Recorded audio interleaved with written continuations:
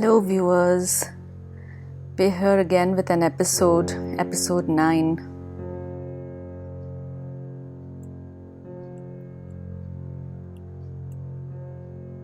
Last time we reflected on the lives of Ajay and Guddu and how their childhood experiences molded their personalities along with some what-ifs. Today we'll continue our reflections on how Ajay and Guddu's early experiences affected their children's lives, that is, our lives. So we'll continue with the reflections today. When I look at some of the army brats, so to say, or army kids, meaning the children of army officers, they are basically everything that I'm not. As a little kid, I remember being overawed when I looked at the typical rich kid. I was intimidated by 5-star hotels and anyone who looked even remotely glamorous. So here we were in our home-stitched clothes that mom insisted were fine for the super cool Juhu Army Club. And when I would look around at the stunning outfits worn by other young people, mom would point out to the one odd person who was badly dressed and tell me in a very offhand manner not to be bothered by how I was dressed. See, there are all kinds of outfits around, she would say, which did nothing to make me feel better about how out of place I looked with my oiled braids and overall behenji look. Mom seemed pretty comfortable with her saris and salwar kameezes, but then she never got on the dance floor. I remember one particularly cringy wedding reception where mom's behavior appalled me. That was when I felt most that she would have been very different had she lived the army life. We were attending a wedding reception of dad's colleague. It was an elegant affair, Parsi family. We saw that dad's boss and his wife had arrived at the party and we greeted them. The boss's wife, Khurshid, was a typical society lady. She walked around the venue, greeting people whom she knew before she settled down at her table. My mom started following the boss's wife a couple of feet behind. So basically, mom stopped when Khurshid stopped at a table, like a mouse hiding. And then mom walked again when Khurshid was done greeting and talking to that particular group of people. And I was tagging along. I was with mom, feeling very weird. Confused, I whispered, "Mom, what are you doing?" I can't remember the exact details, but at some point, Khurshid noticed what mom was doing with me in tow. She just gave a laugh and said, "Oh, no worries, you can keep at it." But I was so humiliated and mortified. What was mom doing scuttling around like a mouse behind the boss's wife?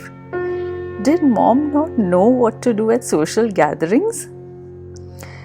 It seemed that whenever mom and dad went to such gatherings, be it a corporate event or some other party, dad would just walk briskly ahead, completely ignoring mom, and then make a beeline for the bar. All the while, mom would be struggling to keep up, with her sari and all that. And then, when dad went to the bar, she would just be left alone to figure out for herself what she had to do and where she was to go. And mom behaved like a lost child at these events, even though she was better than that. And these were my role models. I don't know how much I can blame them for being poor role models. They were, after all, straddling two worlds. Dad had been thrust into a different socio-economic circle when he decided to take the path less traveled in terms of doing something different from what his family and friends had done so far. So on the one hand, the extended family on both sides were either mostly illiterate farmers. The standard of education in Punjab had taken a nosedive after government reforms to ensure that all those who got appointed to teacher jobs were underqualified due to reservation for underprivileged communities. Sometimes in a hurry to uplift the downtrodden, we don't think things through. So we socialized with and were related to complete social bumpkins on the one hand, and we were surrounded by high society big city life on the other hand, and we were exactly in the middle of it. The result of this was that I could not relate with either group. Every single family member of ours who made it to the armed forces was at the Jawan level, the staff level. And if you see how elitist the army lifestyle is, you would know that the Jawans and officers never socialize together. The clubs are exclusively for the officers. The Jawans have other entertainment. They do have a very active social life, but like in completely different ways and in completely different parts of the living quarters. The shopping centers, living quarters, almost everything is different for the officers and the Jawans. So when I went to spend summer vacations with relatives who lived in shared quarters where they would have to keep moving every few months, carting their belongings in metal trunks, I knew I did not belong with them. And then at other times, when we went to the glamorous part of town and partied with people who wore evening gowns and were so chill, I knew I did not belong with them either. And like mom wouldn't let us listen to English music, so I was completely illiterate about any music that was not on Vivid Bharati. But basically mom just did not like music. That's a different story why. So she really objected to music being played at all. So it's a wonder whatever music we knew was from that Chhaya Geet and later Chitrahar. And so even if I did go to some place like jazz, by the way, I did not enjoy or understand that music. And I did feel like I stood out like a sore thumb among the crowd that was there because I literally did not belong. I was not one of them. I was not enjoying the music they were enjoying, the way they were enjoying the music. I was way too self-conscious about me looking like so different from them and also not at all being into that music, that kind of stuff. So here I was, also straddling two worlds, yet in a very different way from my parents. For them, they were very clear about their identity. Or mom at least was. She considered herself a village girl who grew up with very little and was grateful that she was doing so much better than all her siblings, who were either living in villages or had modest jobs at best. About dad, I'm not so sure. I feel like having left the village quite early in life and then being in a really nice college in a nice part of the city, I feel probably he did not feel that sense of belongingness with his village people either. And then again, he didn't really feel that camaraderie with the city people either, but I felt he was more comfortable in the city. So, but when I looked at our lives, I thought about how different mom and dad would have been and how different we would have been if we had lived in army officer quarters and had attended army schools with other army kids. I know that my confidence and self-esteem would have been very different.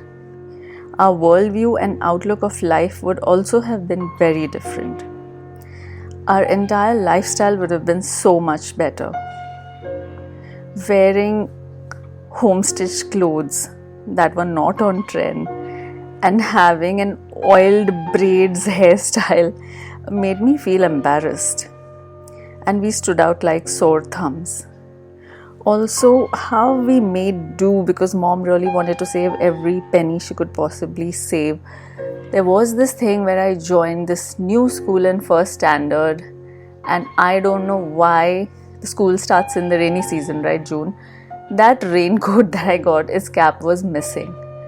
And my parents, like, they couldn't obviously find a matching cap anywhere, or they might have tried, I don't know. They got me a boy's cap to wear with that raincoat. So right when starting this new school, I'm already, I don't belong because I don't speak the language. It's the first time I'm going to an English school straight in first standard, not even in KG. So I don't speak the same language as any other kid. And here I am looking like a clown with a girl's raincoat and a boy's rainy, hat, cap, whatever. So right from the beginning, I felt a little out of place, and I was very self-conscious about my appearance. I was the only kid with these really long, untrimmed braids. So people treated us differently because we probably did not even look smart. I remember one instance where I was so impressed by the Amarson's shopping center. It's there in South Bombay. That was near my college. I was so amazed to see such a cool shopping center, which I had not seen before, that I insisted on showing it to my mom. I was so excited to see it. Places where we shopped at the time were nothing like malls or even supermarkets. They were typical desi baniya shops.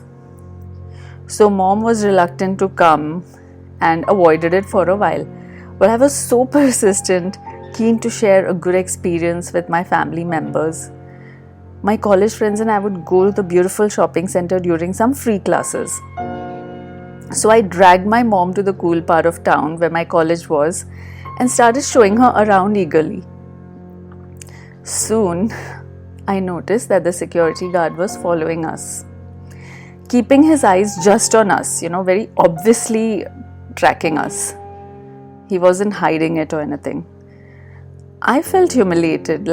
We walked a little further, whichever place we turned, he would turn and he just kept looking at us. So I felt really humiliated and offended, but I tried to ignore it.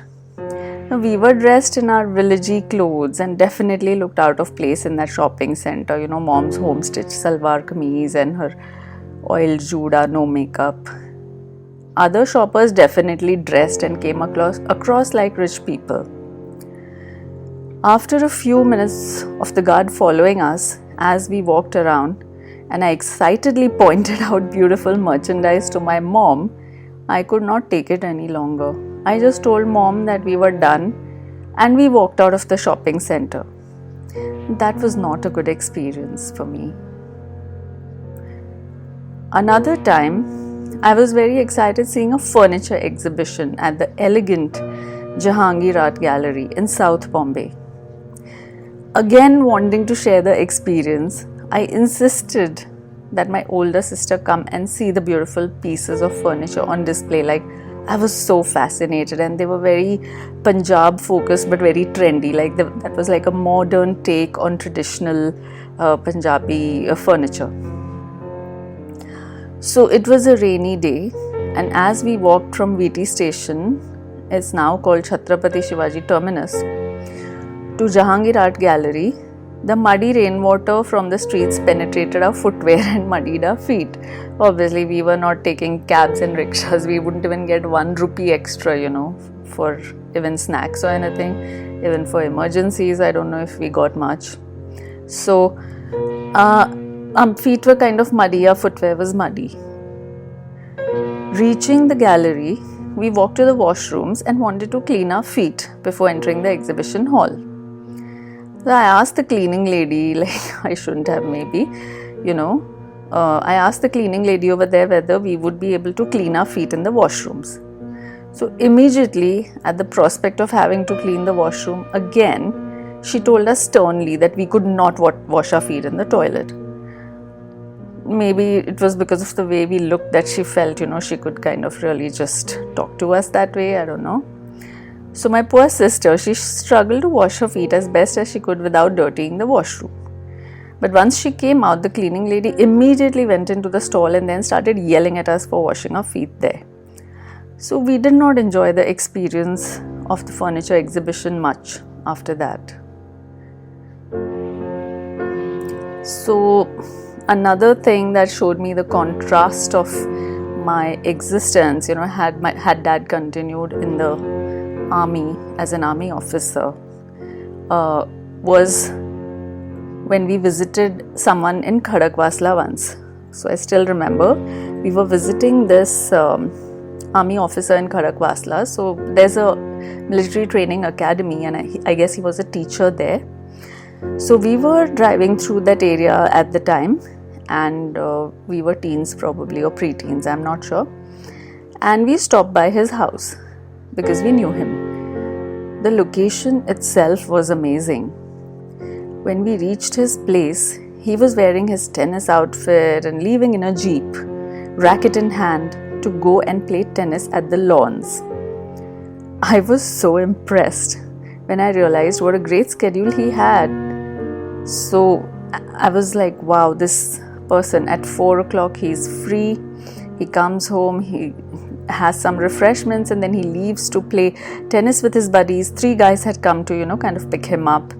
And he had his own jeep also, and I just saw his cool, like the white shorts, the white collared tee, and his white socks, white shoes. I was like, wow. So also that was just one part of talking to the person. As soon as we arrived, he abandoned his tennis buddies and was so gracious about receiving us, and was so dismissive about missing his evening activity. He was a delightful host, not wanting us to apologize about interrupting his schedule. The way the wife and kids behaved was also a reflection of this elegant and glamorous lifestyle in my eyes. And I thought this could have been us, Would dad have learned how to treat a lady who was accompanying him had he continued as an army officer? Because remember, while he was an army officer, he was not even allowed to have a wife. So by the time mom joined him, he was no longer like an army officer. There was no clubbing and going out in the evenings, and that whole army social life that seems so different from the way the civilians live. So that was not there for them. Like when mom joined him, he was already on the jungles assignment, and there was no social life over there. So would mom have been less oppressive had she lived the army wife life? Would we have been as elegant and glamorous as the other girls we had seen at the army club? I don't know. But I'm sure that the quality of our lives would have been far superior had dad continued in the armed forces. I wonder if the Amarson's shopping mall experience and the Jahangir Art Gallery experience would have been different had we grown up as army kids. Would we still have been treated shoddily by the security guards and cleaning women had we known to dress better and carry ourselves with more self-assurance, or even how to interact with others who maybe are a little rude towards us? We really didn't know that. I don't know. Would we have had better EQ and handled the situation differently if we had been brought up as army kids? I'm sure of that actually. So this situation in which I found myself felt like I had been given a glimpse of what my life could have been, and then it was snatched away. Would it have been better never to have known the armed forces life? What if dad had just continued living in the village, and that had been the only life we'd known? I wouldn't have felt bad about those missed chances then, I guess. Kind of like my married life, I think. I knew how lovely marriage could be in the right circumstances. I'd been so particular to choose correctly while dating so that I did not end up with someone who was not right for me. Yet, I ended up with a man who was worse than the sum total of all the negative qualities of all the people I'd ever dated. But more about that later. Until then, this is the story of my life. Every word true as far as I know. Thank you for watching. Please like my video and please subscribe to my channel. Thank you, and share my story if you think it could help someone. Until next time, goodbye.